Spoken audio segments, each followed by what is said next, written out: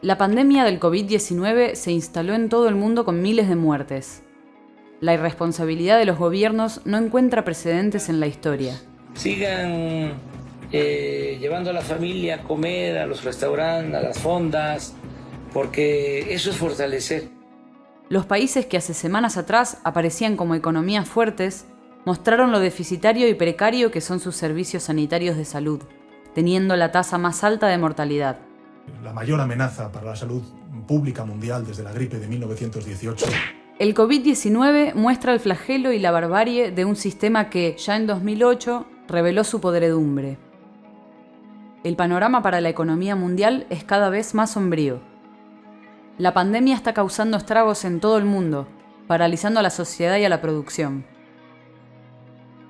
Kristalina Georgieva, presidenta del FMI, advirtió que el mundo ha entrado en una recesión tan mala o peor que la del 2009. Or worse than in 2009. Estas declaraciones no dejan duda alguna de las expectativas futuras. La OIT ya pronosticó que al finalizar la pandemia quedarán en la calle millones de trabajadores. Este es el rostro del capitalismo. Por su lado, el gobierno de Alberto Fernández tomó medidas acertadas y a tiempo, tratando de poner los recursos públicos y del Estado para combatir la enfermedad del coronavirus. A partir de las 0 horas de mañana, deberán someterse al aislamiento social preventivo y obligatorio. Nadie puede moverse de su residencia. Todos tienen que quedarse en sus casas. El cierre de las fronteras, la suspensión de las clases en todos los niveles, el trabajo a distancia y otras medidas ayudaron a frenar de manera transitoria la circulación del virus, llegando a una cuarentena de casi el 90% de la población. Contamos con un sistema sanitario, público, que a pesar de los golpes, sigue brindando una cobertura a los sectores populares que no cuentan con obras sociales. De acuerdo al Sistema Integrado de Información Sanitaria del Ministerio de Salud de la Nación, según datos del 2018, Argentina tiene 4.5 camas de internación por cada 1.000 habitantes. La mayor cantidad de plazas están en la capital federal y las provincias de Córdoba y Buenos Aires. Menos de las 8 a 10 camas por cada 1.000 habitantes que recomienda la Organización Mundial de la Salud. Según la Sociedad Argentina de Terapia Intensiva, la dotación de camas, equipamiento y personal de cuidados críticos con que contaba el sistema de salud local antes de que comenzara la pandemia no es suficiente para la cantidad de pacientes que se pueden esperar sin certeza de cuántos serán. Antes de que comenzara a propagarse el virus, ese número se calculaba, para todo el país, en unas 8.560 camas de adultos y 1.778 pediátricas. Pero una cama no es considerada operativa si carece del equipo humano y tecnológico indispensable para brindarle la correspondiente atención al paciente que la ocupa.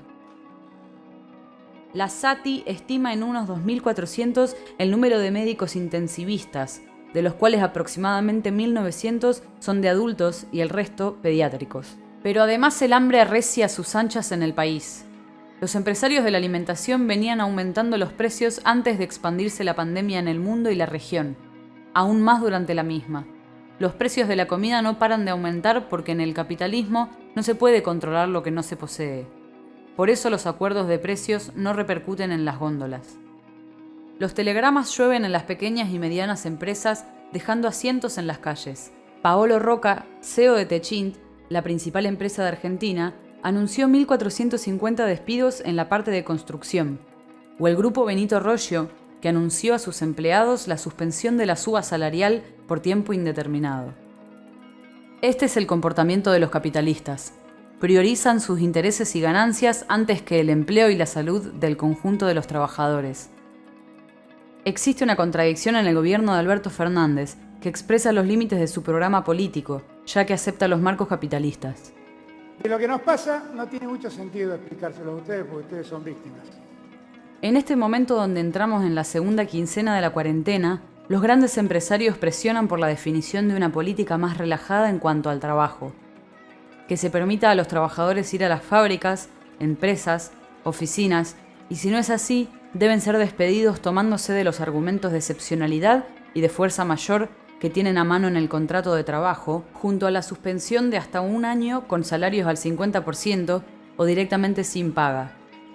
Los intendentes del conurbano bonaerense ya hablan de las cuasimonedas ante la presión de la crisis económica. Fernández se encuentra sitiado por varios frentes: su accionar político dentro de los marcos del capitalismo, la crisis mundial y el asedio de los empresarios. La pandemia del COVID-19 exacerbó una crisis que ya era evidente en la economía mundial desde varios años atrás. El mundo capitalista sigue sus leyes, las leyes del mercado en momentos de extrema debilidad del comercio mundial y del estancamiento de las fuerzas de producción. Basta del beneficio solo de una minoría. Necesitamos un gobierno de los trabajadores. Necesitamos una nueva legalidad. Necesitamos una revolución socialista para avanzar. Necesitamos en nuestras manos las palancas fundamentales de la economía, ponerlas al servicio de los millones de mujeres y hombres que día a día generamos la riqueza. Socialismo o barbarie capitalista resulta una disyuntiva de hierro. Sumate a construir junto a nosotros la corriente socialista militante.